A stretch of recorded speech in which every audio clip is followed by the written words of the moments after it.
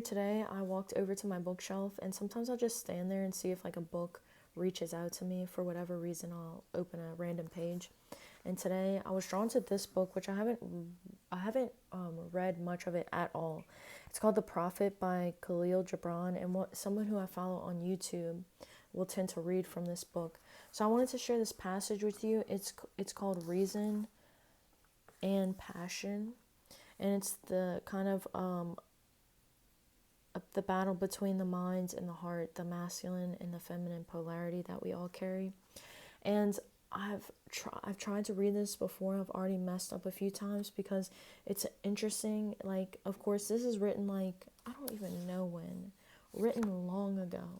So the way that he kind of writes is like kind of weird to read. So I try not to mess up. So it says, "And the priestess spoke again and said, 'Speak to us of reason and passion.' And he answered, saying, 'Your soul is oftentimes a battlefield, upon which your reason and your judgment wage war against your passion and your appetite. Would that I could be the peacemaker in your soul, that I might turn the discord and the rivalry of your elements into oneness and melody. But how shall I, unless you yourselves be also the peacemakers, nay, the lovers of all your elements? Your reason and your passion are the rudder and the sails of your seafaring soul. If either your sails or your rudder be broken, you can but toss and drift, or else be held at a standstill in mid-seas. For reason, ruling alone, is a force confining, and passion unattended is a flame that burns to its own destruction. Therefore, let your soul exalt your reason to the height of passion, that it may sing, and let it direct your passion with reason, that your passion may live through its own daily resurrection, and like the phoenix rise above its own ashes. I would have you consider your judgment and your appetite even as you would two loved guests in your house. Surely you would not honor one guest above the other, for he who is more mindful of one loses the love and faith of both. Among the hills, when you sit in the cool shade of the white poplars, sharing the peace and serenity of distant fields and meadows, then let your heart say in silence, 'God rest in reason.' And when the storm comes, and the mighty wind shakes the forest, and thunder and lightning proclaim the majesty of the sky, then let your heart say in awe, 'God moves in passion.' And since you are a breath in God's sphere, and a leaf in God's forest, you too should rest in reason and move in passion." Oh, that made me cry when I read it earlier today. I was like, that is so beautiful to be honoring both feminine and masculine balance. And really, for me, like, I've always seen it as showing up in our hormone states, like the feminine masculine polarity. Like, the easiest one to understand, which I think about oftentimes, is the testosterone and the cortisol balance. Because like in Robert Sapolsky's books, when our testosterone, he talks about when our testosterone is elevated, our cortisol is lower. And when our cortisol is elevated, our testosterone is lower. And it's interesting, Tony Robbins also talks about how this just shows up in our posture. Like when your shoulders are back, they took blood samples of people saying that they exuded more testosterone and their cortisol was lower. But when they were hunched over like this, when the breathing airway is impacted, we have more cortisol. And what we know about cortisol and testosterone is, one is considered a building hormone, a sign to be on of the nervous system, or like cellular growth, grow, like a tumor cell, okay? Grow, okay? Where's my growth signal? Testosterone. We know we grow muscles, both women and men. It's important for us. And we need to be flipping between both of these states, this growth phase and this repair phase. So cortisol is not often, like, I don't think of it as a repair phase, but when you think about your daily circadian rhythm, how you get up in the morning and you see the morning light stimulates cortisol. it's kind of like, it almost sounds contradicting, and I want to use instead testosterone and melatonin, like, because melatonin is our biggest repair hormone. It's the biggest tumor cell suppressor. It's again the signal for shutdown. And every night it's so important to have these daily rhythms. And like, especially if you're a woman with a cycle, these daily rhythms, rest, so important. Like, I could go through a really stressed out time period in my life, or I have gone, let's say, and it messes up my cycle timing, you know? So we know, like, our hormones are deeply guided by this feminine masculine balance, this night and this day, these growth and repair signals of the body. And diabetes is an energetic disease. It's one of the diseases that it turns, when we have high insulin, high glucose, high blood sugar, it's a signal for growth. Like, when we go to sleep, we're in the fasted state, right? Blood sugar's dropping, heart rate's dropping, you know, like, everything's shut down for the kitchen is closed, okay? We're repairing anything that needs to repair. The cerebral spinal fluid is going through the brain and clearing all the everythings. And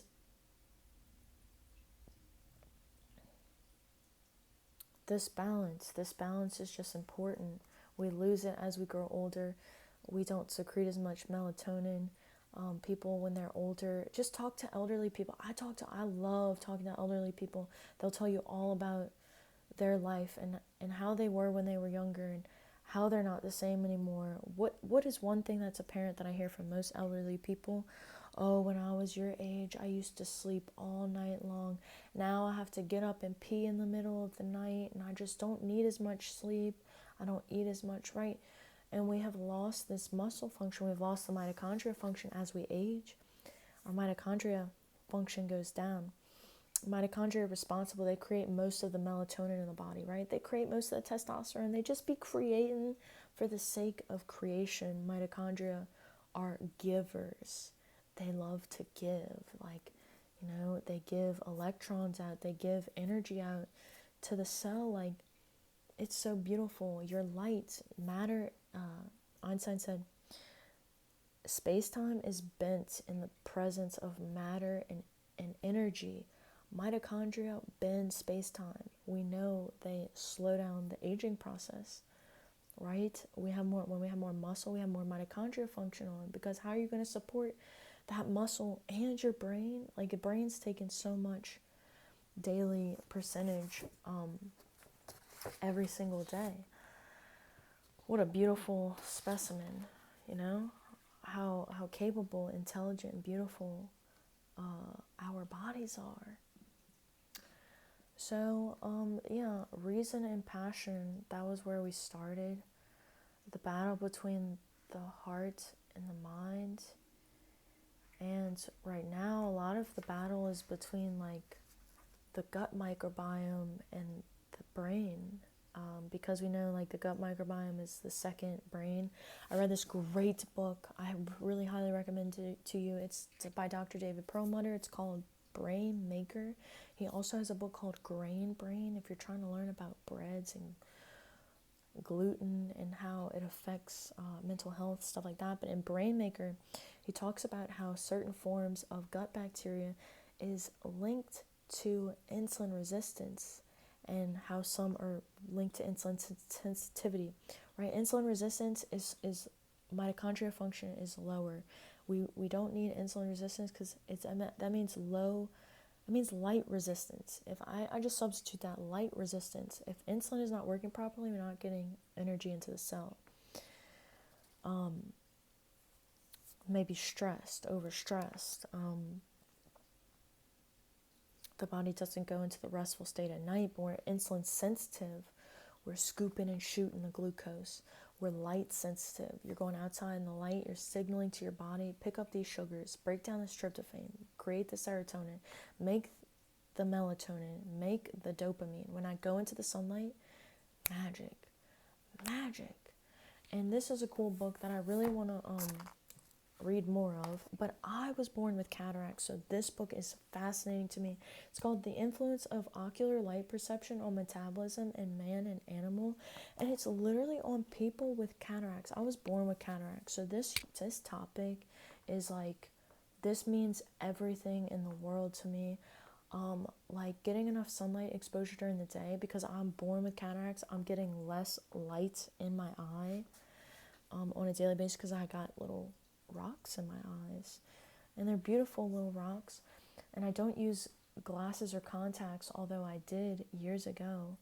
I weaned myself off of them. I was having a lot of issues with the contacts. I was getting eye infections, and then the glasses, I just felt really dependent. And so now one of the things that I try to do is I intentionally, like in the morning, it is so like key for me to be outside in the bright light of the sun.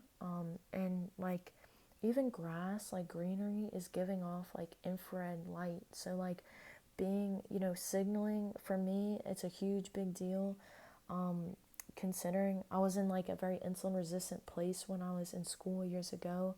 And it's just been my journey to walk back into this light sensitive place, this insulin sensitive place, through food, through light exposure, through meditation, stuff like that.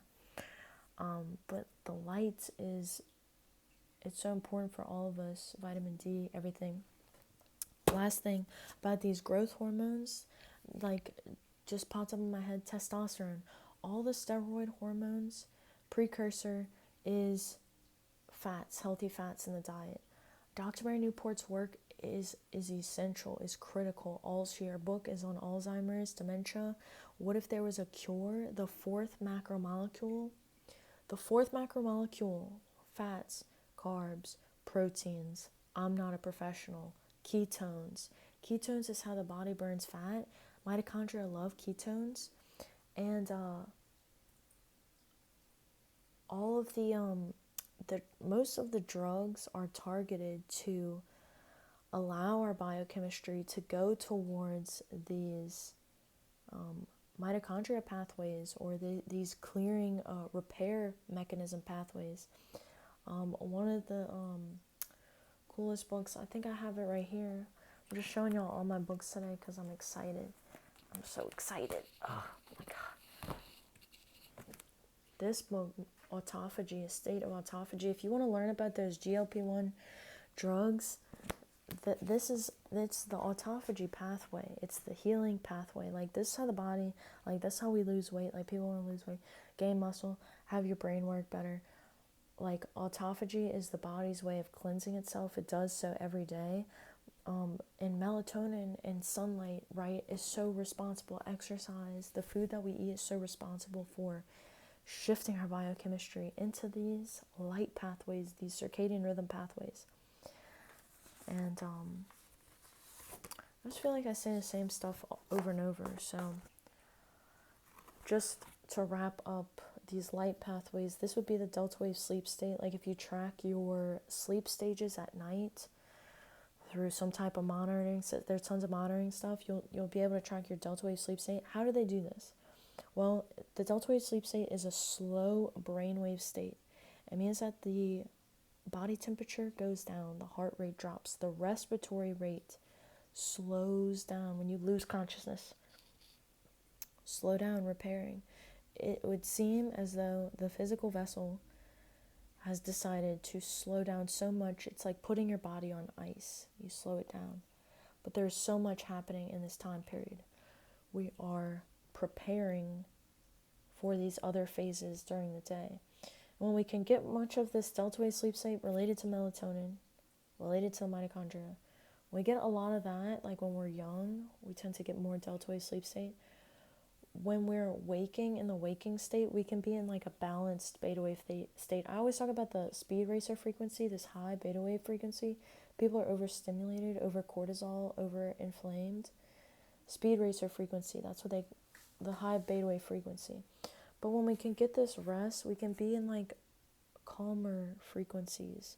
And you can all see they're related to, like, it's Hertz frequencies. Like if they put a little cap on your head and they track you, It's all related to the respiratory rate. So meditation is really easy if you think about it in terms of your respiratory rate, because really you could slow your breath down. The Course in Miracles talks about the holy instant. The holy instant is right now. You are in heaven or hell based off your respiratory rate right now. Wow. One of the questions I was thinking about earlier while I was in the shower, always thinking about stuff in the shower. Who is shortening your respiratory rate? Who and what thoughts are putting you into this shallow breathing rate, this quickened breathing state? Who is putting you in this speed racer frequency? And do elements like magnesium that help calm the body? That's why I'm always talking about the animal-based proteins. I'm so biased, but it's like you get a dosage. Magnesium, calcium, potassium, all the little elements to help slow the respiratory rate down. Because the body's not starving, the brain's not starving. It could take a breath of fresh air when it's not nutrient deprived. A lot of us are just nutrient deprived, and with good reason. There's a lot of stuff in the environment, like Bluetooth headphones. That's why you see me be wearing my wires right here. Listen, I've been trying to be on a Bluetooth break with my AirPods, and that's just so that I can allow fluidity in other areas of my life. Like, if someone gives me a cheesecake or whatever, I'd rather get my toxic exposure through good food. Like, I love food and I love sweets. People know this about me who know me. And so, like, I've been cutting back on my Bluetooth exposure, just because all of these things either contribute or delay the aging rate, right? Food especially too, right? Smoking ages us really, really fast, because it increases our oxidation rate. The mitochondria they like the light pathways. Anyway, I was making ground beef the other day, and my wired headphone, I don't know if you can see this that bump. Oh my gosh, I look over and my headphone wire is sitting on the hot stove. Almost ruined these pairs of headphones, but we're still working out. Phew, thank goodness. I looked over, I was like, oh my god, what are you doing? Rachel, what are you doing? Slow down, speed racer, slow down. Anyway, I'm gonna go because this is long enough. I do love you so much. Before I go, I look over and I see Letting Go sitting there. So I was just wondering if you want to hit up a random page with me, because I'm always down for a random page. This level of communication actually can be reached with anyone. It does not have to be someone with whom we are intimately associated. Very often we experience it first with our friends with whom there is less at stake than intimate family members. Another situation where it often occurs is in the course of an average life is with an ex-lover. With this person to whom we have revealed so much, now that there is no longer anything romantic at stake, a friendship might develop in which it is no longer necessary to hide anything. There can be truly open communication, honesty, and integrity. We see this is not infrequently in couples that have separated or divorced. We see this not infrequently. Once the turmoil has settled down, they get along easily and may even remain the best of friends for many years. That was a passage on connectedness. I feel like we missed a lot. When our inner feelings are of peacefulness, serenity, tranquility, stillness, openness, and simplicity, the effect on other persons is to increase their awareness along with our own, and to give them a greater sense of freedom, perfection, unity, and at oneness with ourselves. In their relationship with us, they will feel joined. They will identify with us. They will understand at a deep level, and they will feel in communication with us.